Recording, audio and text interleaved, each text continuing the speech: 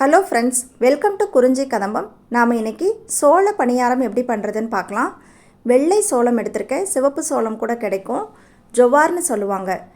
சோளம் ஒரு கப் எடுத்து அதை நல்லா கழுவிட்டு ஓவர் நைட் அல்லது 6 மணி நேரம் நல்லா ஊற வச்சுக்கணும்.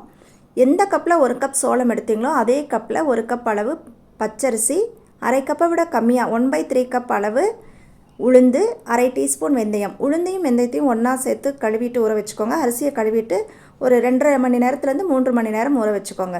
இப்போ நல்லா அரிசி உளுந்து ஊறிடுச்சு. இப்போ உளுந்தை முதல்ல அரைச்சி எடுத்துக்கலாம். நம்ம மிக்ஸி ஜாரில் தான் இன்றைக்கி அரைக்க போகிறோம். மிக்ஸி ஜாரில் ஃபஸ்ட்டு உளுந்து சேர்த்துட்டு அளவாக தண்ணி சேர்த்து நல்லா ஃபைன் பேஸ்ட்டாக அரைச்சி எடுத்துக்கணும். அதோட கன்சிஸ்டன்சி பார்த்திங்கன்னா வடைக்கு அரைக்கிற மாதிரி இருக்கணும். இந்த மாதிரி திக்காக இருக்கணும், நல்லா ஃபைன் பேஸ்ட்டாக இருக்கணும். இதை ஒரு பவுலுக்கு ட்ரான்ஸ்ஃபர் பண்ணிடுங்க.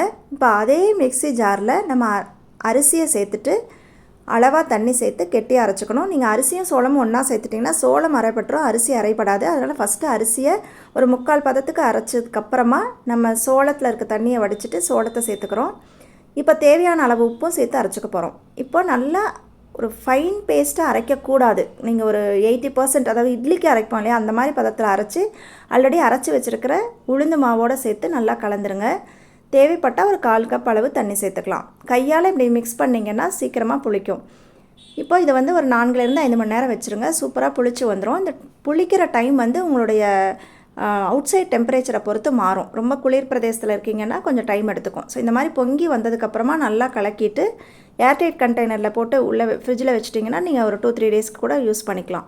ஸோ இப்போ பணியாரத்துக்கு பணியாரக்கல்லை சூடு பண்ணிவிட்டு எல்லா குழிகளிலையும் அரை டீஸ்பூன் அளவு எண்ணெய் விட்டுட்டு ஒவ்வொரு குழிகள்லையும் 3/4 அளவு வர்ற அளவுக்கு மாவு ஊற்றிக்கணும். நிறையா ஊற்றுனீங்கன்னா மாவு பொங்கி அடுத்த குழிக்கு போயிடும். அதனால் அளவாக ஊற்றிக்கோங்க. ஊற்றிட்டு லைட்டாக மேலேயும் எண்ணெய் விட்டுட்டு மூடி வச்சுட்டு ஒரு 2 நிமிஷம் கழித்து பணியாரத்தை திருப்பி போட்டு 2 பக்கமும் செவக்க வேக விட்டு எடுத்திங்கன்னா சூப்பராக சோள பணியாரம் தயாராகிடும்.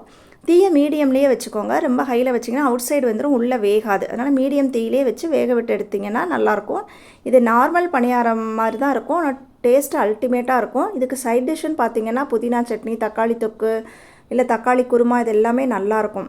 கண்டிப்பாக இது எல்லாருமே ஒரு முறை ட்ரை பண்ணி பார்க்க வேண்டிய ரெசிபி. ட்ரை பண்ணி பார்த்துட்டு எப்படி இருந்து உங்கள் ஃபீட்பேக் கமெண்ட்டில் சொல்லுங்கள். தேங்க்ஸ் ஃபார் வாட்சிங்.